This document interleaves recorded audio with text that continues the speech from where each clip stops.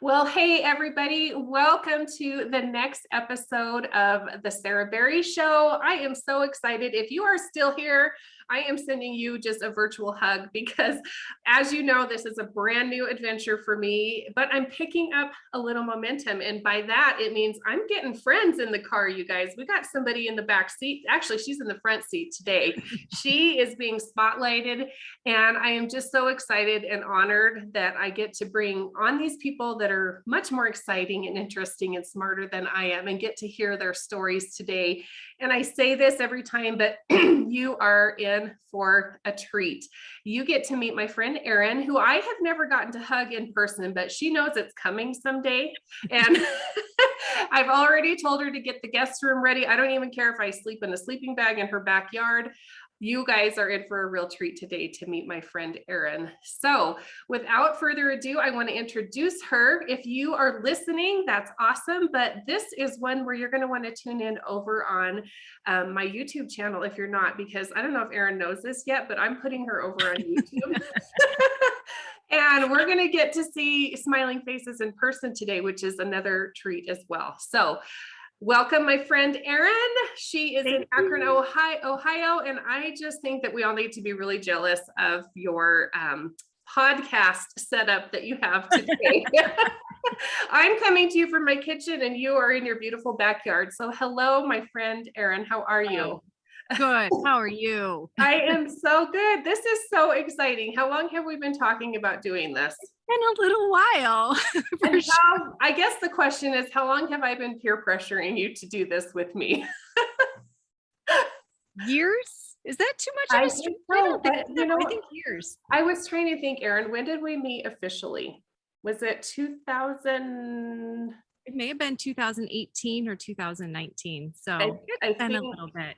It's been a little bit. And I should tell you guys how Erin and I connected. She was actually on the team that helped rebrand my website and has been kind of the behind the scenes tech. But little did she know that I was going to be hunting her down about something completely different today, which you guys are in for a real surprise. So normally on this show, if you followed, what are we? Episode number 9, I think is what this one is. Erin, can you believe I'm on number 9? That's fantastic. Yay!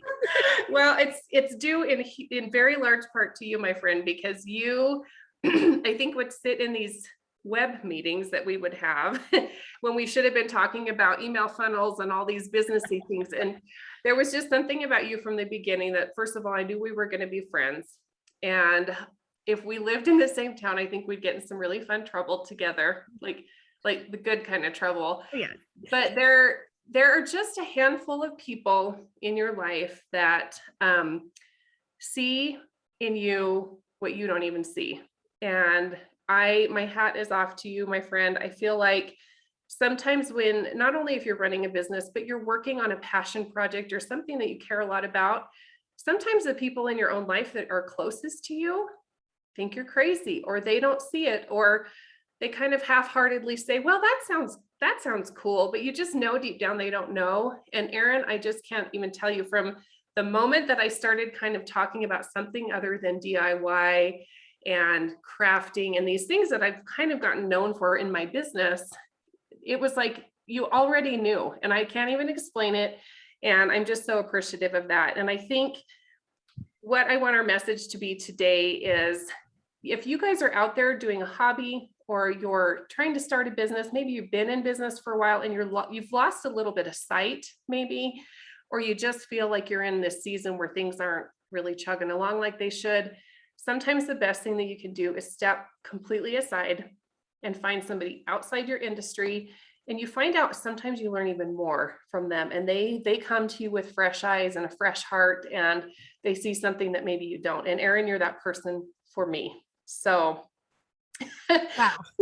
With that being said, tell everybody about you. We don't want to hear any more about me. We want to hear about what you're doing and why I want to go rip everything out of my flower beds and start completely over. And oh goodness. Okay. So give us an overview. A really, really short overview of my family is I'm married to a wonderful guy who's extremely patient with me and our life. But he is a teacher. We have 3 children who I can honestly say I am ecstatic to be their parent. They're just really cool kids, 16, 14, and 10. So we are in the out of toddler phase, but it's moving quick now. I will say anybody with toddlers, it goes quick after they come out of the toddler phase. So it seems like it doesn't end, but it goes fast afterward. So it really does.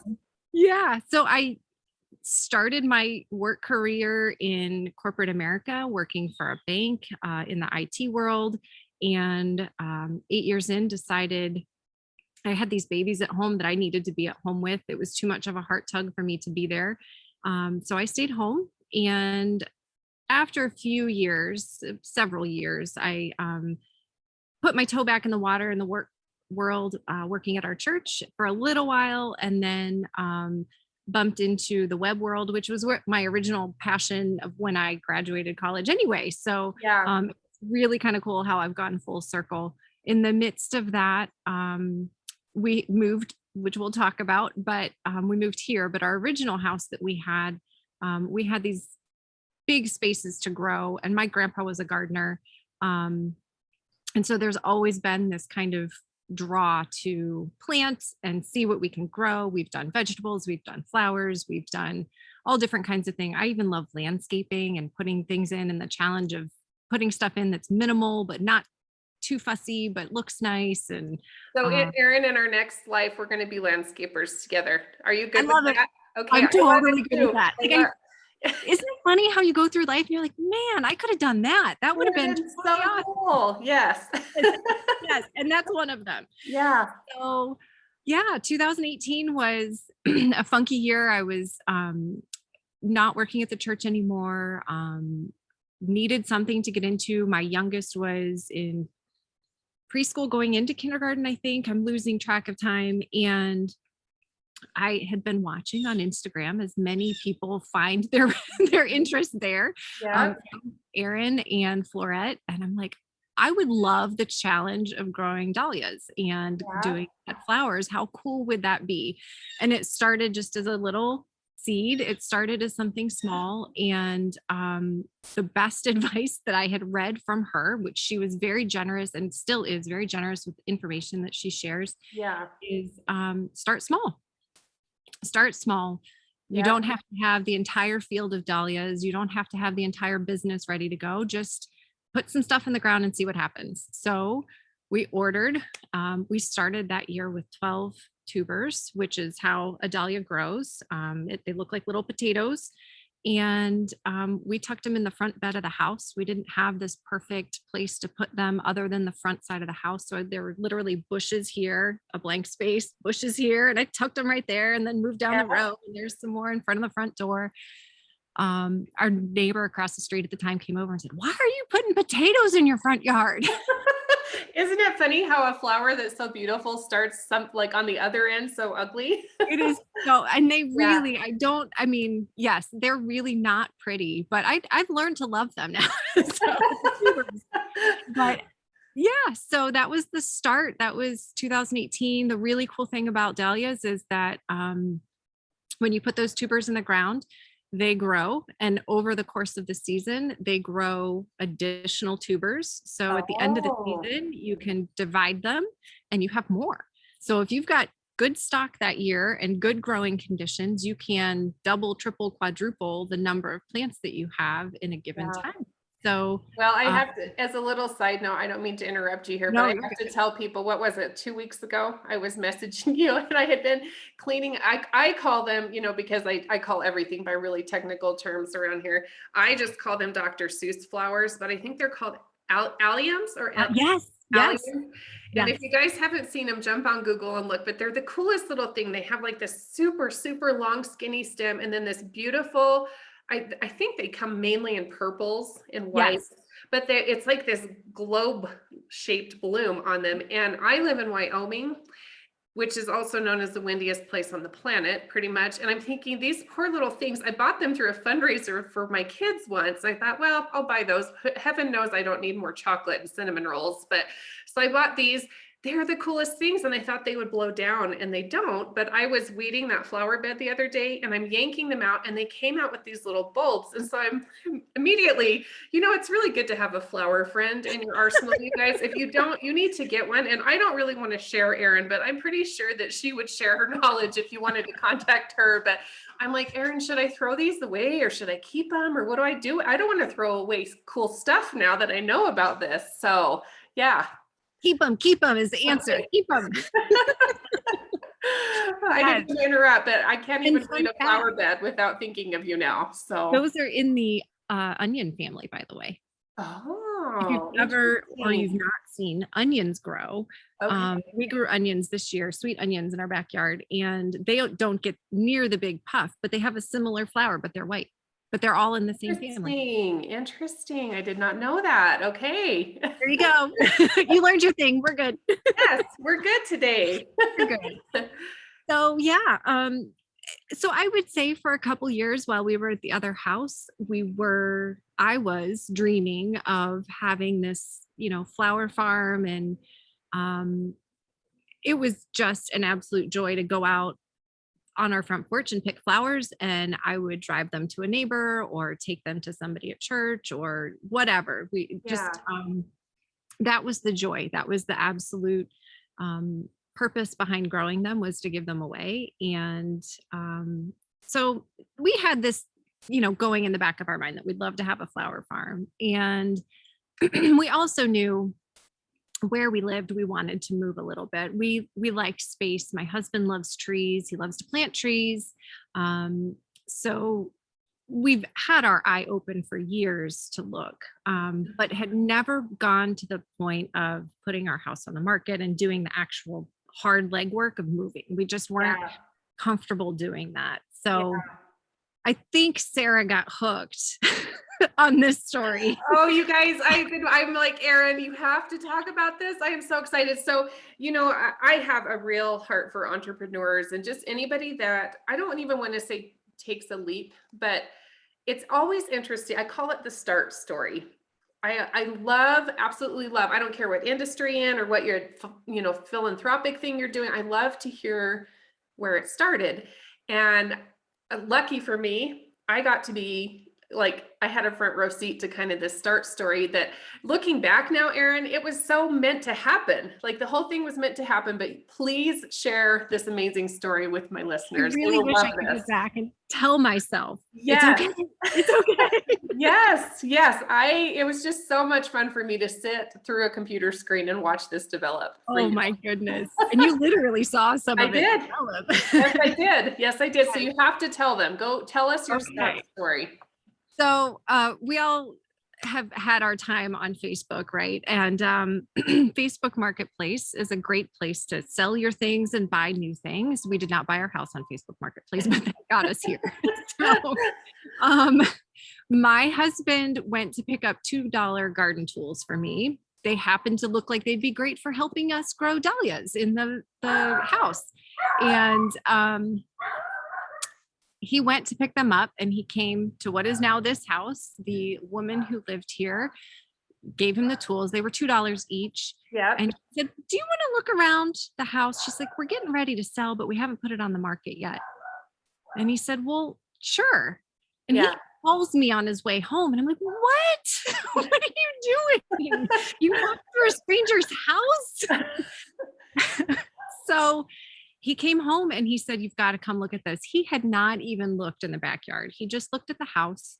Mind you, we had spent 13 years at our other house getting it just to that point where you're like, it feels like we've put our mark on this place. We can rest. There's no work. We're good.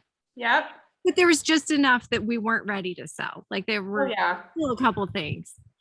So a couple days later, we all come out to this house, and we looked through the house itself real quick, and it's a ranch, and it's little. It's actually smaller than the other house that we lived in.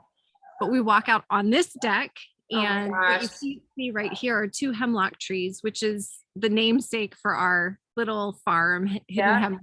So I have always loved hemlock trees. That's a story for another day. Yeah. But there's hemlocks here. There's hemlocks lining the back of the yard. It's 2.3 acres. There's a basketball court. There's Oh a my this. gosh. There's all these little things throughout the backyard that we were like, that's for this kid. That's for that kid. This is for me. So Can you tell me about the guest room for just a moment? Can we talk about that? well, so the joke is the kids, the very first winter we were here, which was the winter leading up to the pandemic, Yeah. the kids built like a little, it's not even a real fort, but it's a stick fort. So it looks really cool. That is a real fort, Mom. That is a real fort. They loved it. It was perfect. But the joke has been that's grandma's in-law suite, which is really, I mean, she gets it, but it's not where I'm putting my mother. But then my husband, we did get chickens after we moved here. Yeah. He's built this really nice chicken coop. So that's the structure available, but I don't recommend it. Yeah, like I said, I have a sleeping bag. I am perfectly fine with those accommodations. So oh goodness. So yeah, we fell in love with the space and the potential. I think really we saw dreams that we had could be fulfilled here. Yeah. Matt has always wanted an orchard, and there was the perfect place for the start of an orchard. And we've wanted chickens. We knew we wanted chickens. And so there was space here to do that. And there is a perfect plot for flowers. So we did jump. We sold our house and bought this house in 1 month and moved. So I think maybe it was a 6-week total time frame. But we had projects to finish at the old house and listing and packing and moving, and it was overwhelming. But I think every single one of us has said it has been just the absolute best unknown choice that we made. So you know, Erin, in January, it's only, I don't know how many years this has really been trendy, but you know, everybody has this word of the year that they do now. First of all, I don't do New Year's resolutions because I mean, let's just be honest. How long do those? But I have kind of gotten on this bandwagon of the word of the year. I just think it's so interesting to kind of simplify and think of one thing. And for some reason, I don't know where this came from, but my word this year has been backwards, like look backwards. And I'm like, well, who wants to do that? Like, we need to be moving forward and doing this. And it's like, no. I just keep coming to look back, go back, go back. And I think this story reminds me so much of that. It's, you know, everybody says hindsight's 2020, but really sometimes you look back and it was all happening right before you and it all makes sense now. And it was so simple. It started with these garden tools and you almost, I think I did an episode, I think it's episode 3 or 4. You'll have to go and listen to it, but it was, I call myself an accidental entrepreneur. I think that at 5, 6 years old, whenever they're asking you in school what you want to be, did you say you wanted to be a flower farmer or have a hobby farm? You know, then it's like, well, I don't ever remember saying, oh, I want to be an entrepreneur, you know? And I think if you look back over all of that, we all have like these underlying themes and currents that have always been kind of a part of our story. Yes. And just the one that you decide to jump on and grab a hold of usually ends up being the one that grows and flourishes. And I think now that I'm talking to a flower farmer, there's so many analogies we can draw from all of these things. We could do this for a week. Yes, we can. And so, by the way, I'm going to have you come back because I think that we have so much ground to cover with all of this. But I think, Erin, like I said, my podcast is focused a lot on people that are maybe at home and maybe they are thinking they need to want to make a little money on the side, or you know, they just need an outlet. And I think they need to get back to themselves a little bit. But I think people make the mistake sometimes if it's not always progressing, or maybe it's not making money, or it's doing these things, that they get pretty discouraged. And I want to call it a business model. It's not really, it's just, I'm obsessed with the Hidden Hemlock page at this point. I just need, it's the story behind it that becomes really important. And I think anybody that's any kind of growing business knows that the story becomes seasons. Yes. And everybody thinks the seasons are what's in those beautiful vases behind you, the end product of that, which I want to talk about here in a minute, and I need to see Yes. closer. But talk to me a little bit about your ability to be patient, to plan and prepare. And like you said, you threw some seeds in the ground. You mean you didn't know what you were doing and you didn't have a plan? It's like, I think people shy away from that so much. And I think there's so much to be said, not only about the unknown, but the faith behind what we do, and being able to embrace the seasonality of what we do and understand not every day is harvest day. Not every day you're going to be able to put a big, beautiful bouquet of dahlias on your dining room table and say, ta-da. It's actually the 99% of the other things that you do that you can arrive at those moments. So talk to me a little bit about what it means to embrace the seasonality of your passion project. Goodness. Just the metaphors all just, oh, I know. Oh my goodness. I will say, patience is hard for me. And I really honestly probably didn't get patience as a practice until a couple years ago. Honestly, Yeah. you know, when I got out of school, when you start your career, when you start your job, when you start your kids, it's that let's do it. What's next? And sometimes it's looking at that whole calendar year instead of that current moment or that season. And that's a hard one to learn. Mhm. So I can't tell you. I don't know how you learn patience other than practicing it, right? I don't know if you've had this experience when God and I have had a little chat about, hey, God, I need some patience here. Give me the patience for this. Come to find out, he doesn't just give you patience. He gives you ways to learn and practice it. Yeah. So I don't pray for that as often anymore. Yeah. It is a practice. It is totally a practice. Yeah. But, you know, so even if we just walk through a year, there is a little bit of planning, but I think it works well in life. I need to know where to plant my flowers. I need to know that they probably shouldn't go into full shade, right? They need to have light. And I think we all need something. We need light, we need inspiration. We need a place where we can stretch out and grow. And that's what I have to look for the flowers every year. The soil is so important, that foundational piece of it. We have, and I'm not sure how your soil is there, but we have here straight clay. We were putting Can you hear this sound? Let me give you a sound. That's what our soil is like here. It's all rock. It's rock and it's clay and it's sand. It's not good. Well, the sand can be okay, but yes, it is. There is a challenge to, and we were very spoiled at the other house. We had this lovely, wonderful topsoil around the house, and here we just don't have that. It is absolute clay. So we also know that every year going in, we need to make amendments. We need to do what we can to get that foundation ready for the flowers to grow. So we're always looking toward that. So even right now, we pulled some flowers out because that row is done of our garden. So we put in a cover crop, which is something that goes in and grows and then gets turned under to feed the soil essentially. So we always have an eye to what we can do to keep that soil going, because we're always pulling nutrients out of it. What's our foundation? What are we going to grow in? Yeah. And I think that's huge for any project that we have in our lives. What are we anchored into? What are we using as our foundation? Because if we just let it go and run off, which I have a story about, it doesn't work out well. Well, and that's such a good point, because I think we get so, like I said just a few minutes ago, we get so focused on what we're working on and what the thing is, that sometimes we forget about what we're putting the thing in or building the thing on or starting the thing with. And, you know, a lot of people talk about starting a business or a project by taking a leap of faith.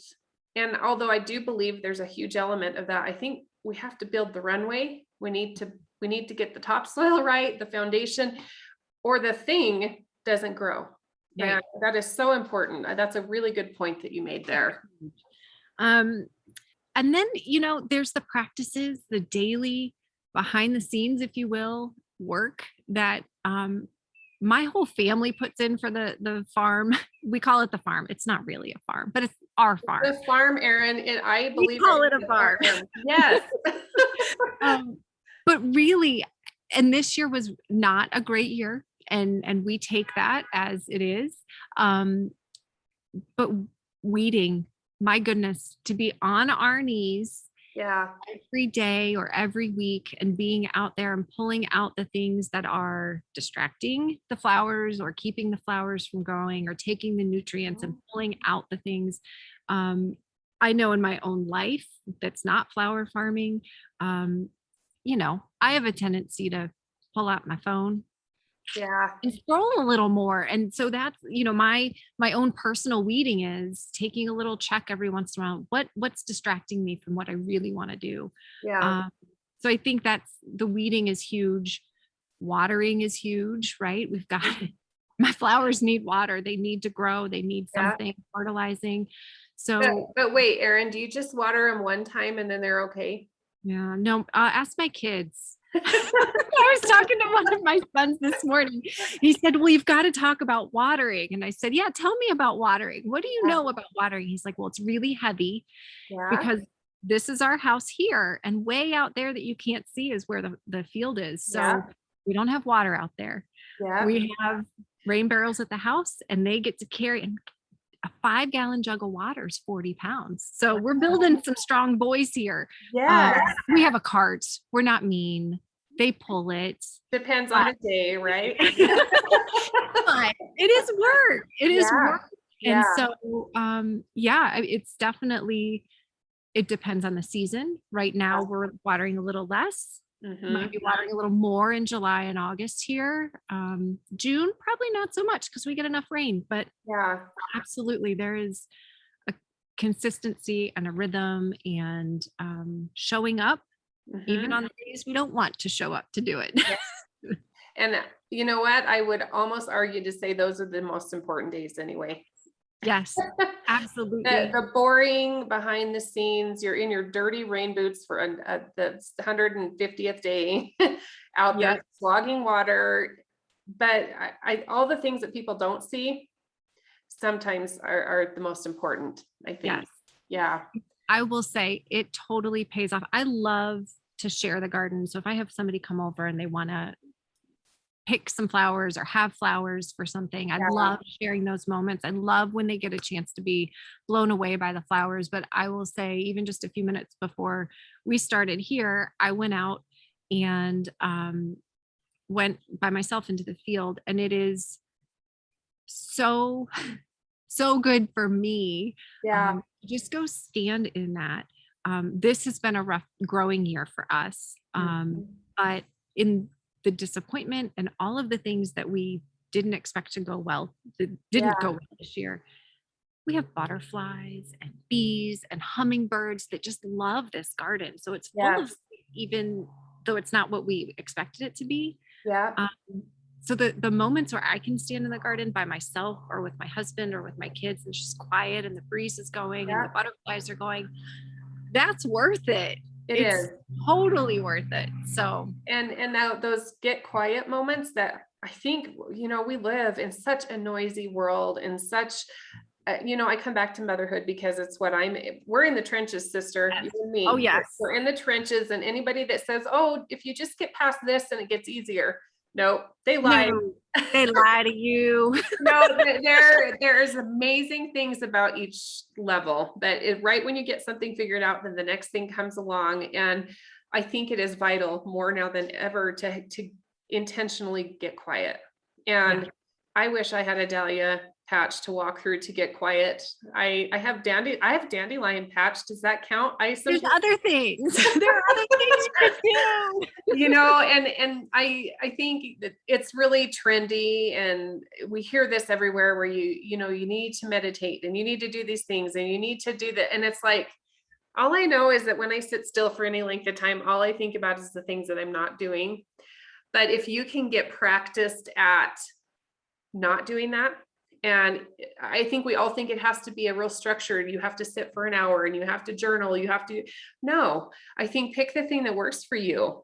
If it's a walk through the dahlias, do it. If it's just sitting on your couch and feeling how soft and cozy that feels because you haven't felt it since last week, do it. I think it's really easy in our world now of social media and, like you said, scrolling. It's such a camouflage to what's really going on and what you need to be doing to feed your soul. And I think Erin, me, that I think wearing a badge of busy is not cool anymore.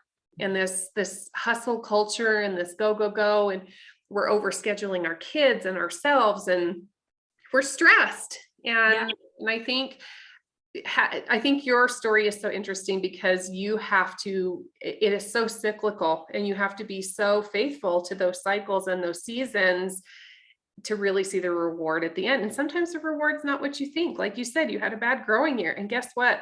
That's okay too. You have more dahlias on your porch railing right now than I have ever had in my life. So success. You want to see them? Yeah, I do want to see them. Bring them closer. Success looks so different to different people. It totally does.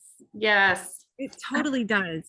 So I feel like I'm sharing kids with you. I feel like I need some of those kids in my life. Oh, well, we'll get you there, sister. So this one, they're all tangled up. This It's big huge. White one. You guys go to YouTube right now and look at this flower is huge. This is called Floral. And the first one that I ever grew was literally bigger than my face. So, I mean, it's pretty big. Oh my gosh. It's called a dinner plate. That's the variety. Those are one of the first ones that we ever had in our dahlia growing lives. So, and I love these guys. I think I've learned to love the ball variety. These are so much fun to me. Look how symmetrical they are. Yes, and they don't look real. They're very real. You guys need to see Erin's face. Just seeing her face right now. She's floating out of her chair at the moment. This just makes my whole day. Oh my goodness. This is a new one this year. Look how funky that is. I love that one. It's so much fun. What is the color called? Goodness. I would call this like an apricot almost. Yeah. Peachy. Oh, it's so pretty. Yeah, so much fun. But I have to tell you this story about these guys.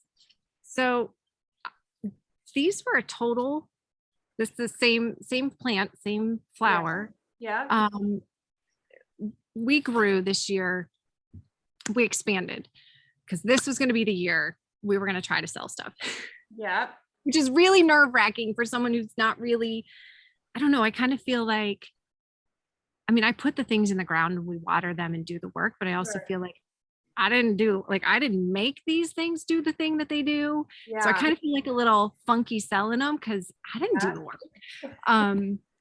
But we were gonna try it. We were gonna go big this year. This was the breakout year. Yeah. So we put all the chips in. We had over 120 tubers, just in dahlias, and lots and seeds that we had planned, all the things. We got the tubers in the ground, and there's a timing to it.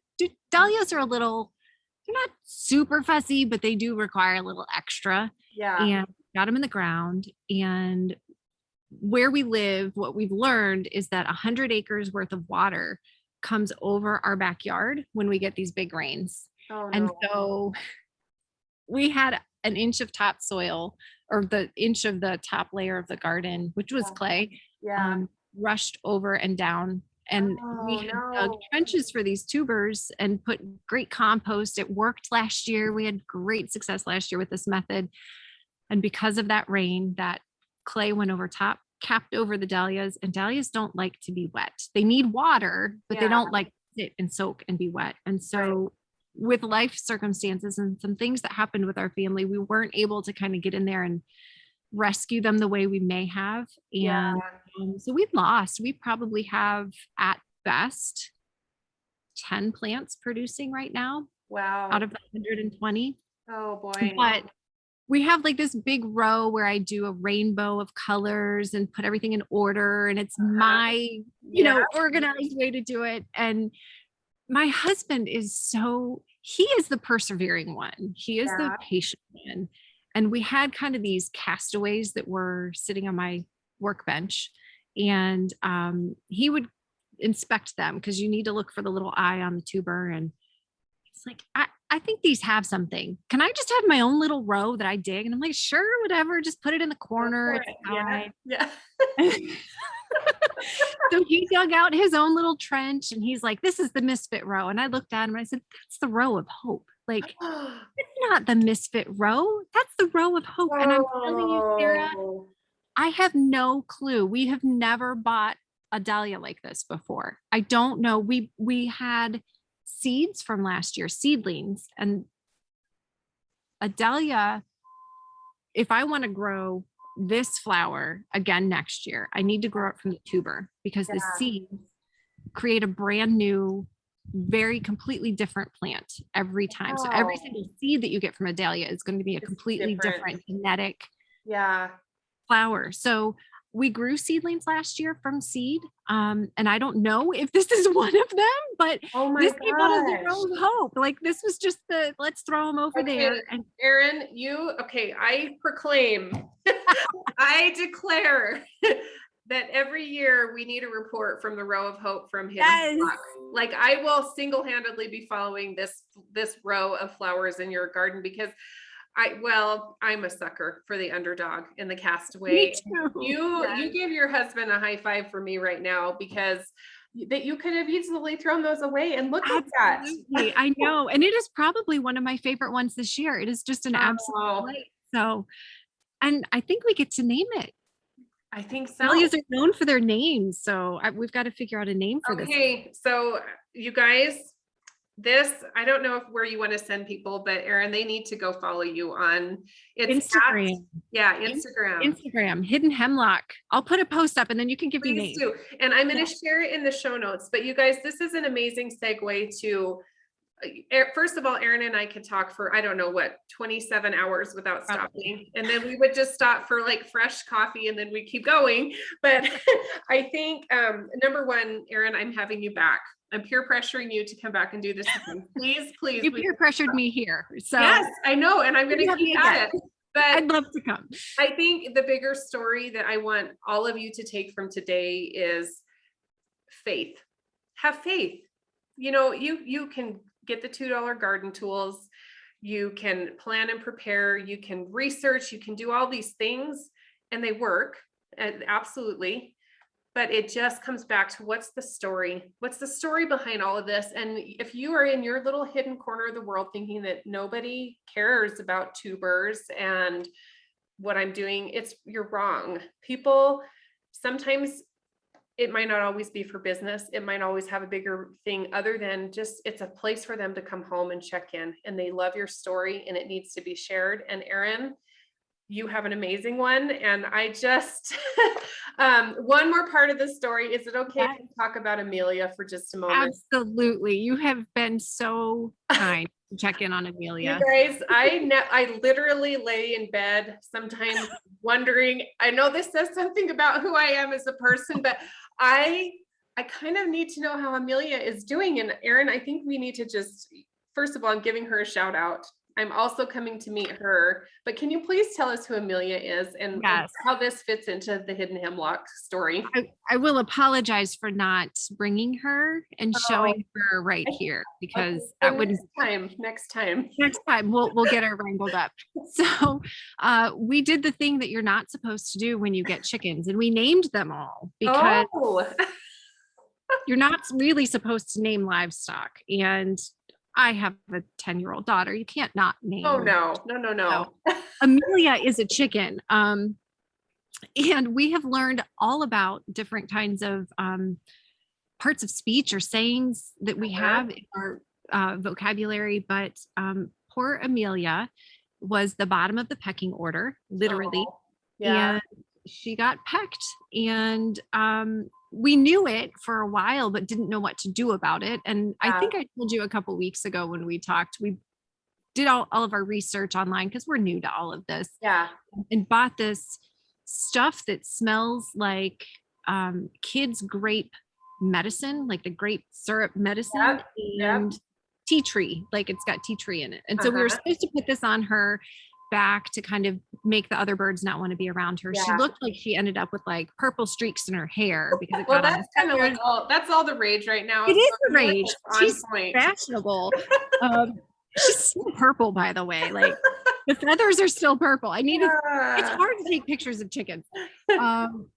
But my son, my oldest, had said, Mom, we need a chicken saddle for her, which is a thing. I won't go into all of the details why, but you can look it up if you want. But basically, it's to protect their back. Yeah. And so I, one random day, said, okay, well, let's make a chicken saddle. And I Googled a pattern and Oh my gosh. put it out of paper and then, put it on top of the fleece. And I was going to do all fancy colors. Amelia's black and white. So I happen to have black and white fabric, and it kind of blends in. So it goes over her feathers, Oh over my her gosh. feet, and she's still wearing it. I've not touched it since I put it on her. And I think if we can personify a chicken for a minute, Yeah. she's strutting her stuff because she I can't picked on anymore. Amelia looks fabulous, you guys, and I'm just going to leave you in suspense. You're going to have to do the work to go see just how fantastic this chicken looks. And I, of course, like any good friend would do, propose to Erin that, Halloween is coming and it's okay to think about chicken costumes and, just consider it,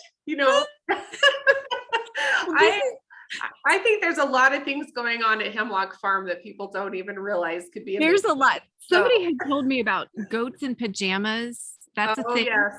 Oh Google yeah. that. Maybe you told me about that a couple years ago. Oh, and it then sounds about on maybe something that I would and play. chickens in pants, I think. And I swore to myself I would never ever sew or put anything on my Well, a long story long, you guys, the things that you think are so easy to discount and they're not interesting, they're phenomenal. They're the best part of the story. They really are. And please give my love to Amelia today. I will, for sure. And we better sign off, but Erin, I'm having you back. I'm coming for you again. We have so much more to talk about. You are There's so much.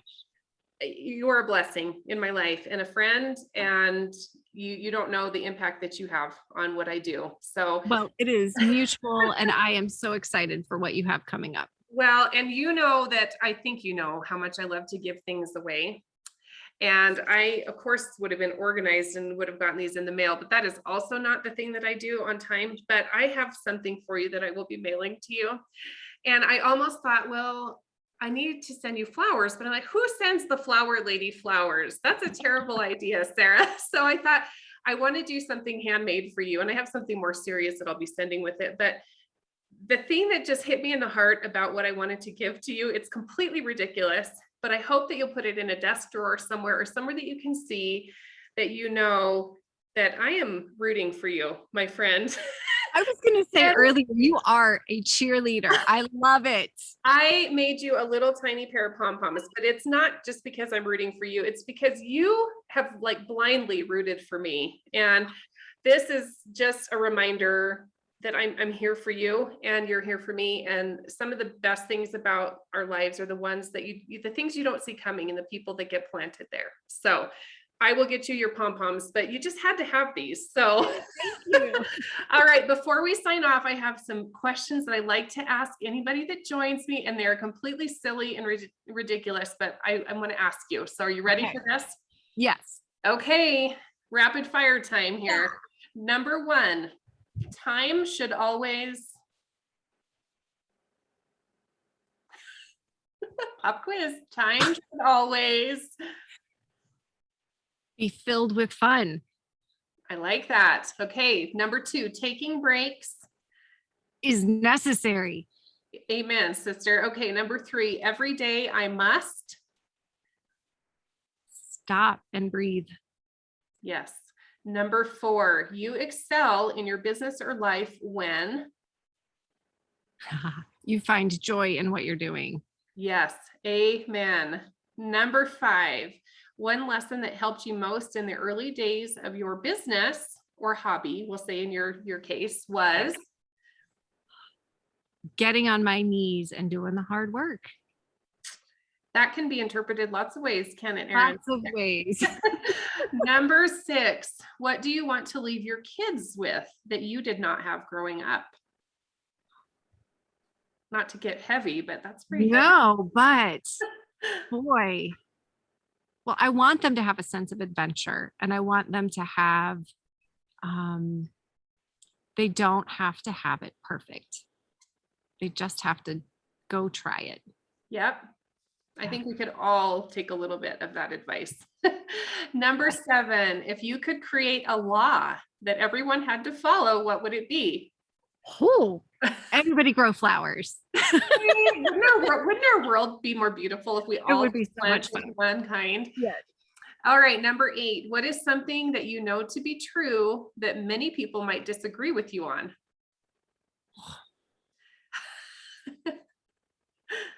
Nothing like being put on the spot, huh? Okay, so I'll go goofy. I'm wearing my Converse today, and I those love are the best Converse. shoes ever. I love them. Yes, I love Converse. Why do people not wear more of My them? husband disagrees with me, but I love them. Oh, I love them too. All right, number 9, what is the biggest lesson you've learned in the last 12 months? Oh, goodness gracious. One, Yeah, exactly. let's summarize it into perseverance. Yeah, That's the short word answer to that. I Keep agree. going. You know, that's one of those words that just kind of speaks for itself, doesn't it? Yes. Yes. Yeah, yeah. Well, Erin, you are amazing.